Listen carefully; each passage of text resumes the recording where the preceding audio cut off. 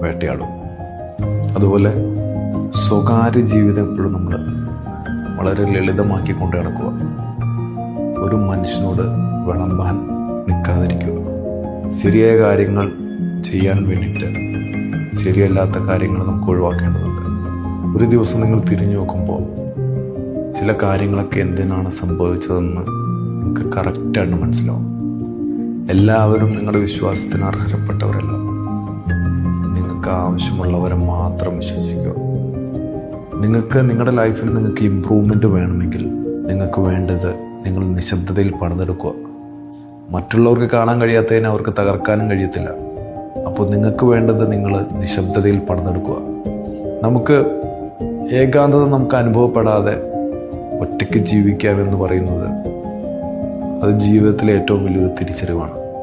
എപ്പോഴും നിങ്ങൾ ഉറപ്പുവരുത്തേണ്ട ഒരു കാര്യമാണ്, നിങ്ങൾ പൂർണ്ണമായും ജീവിക്കുന്ന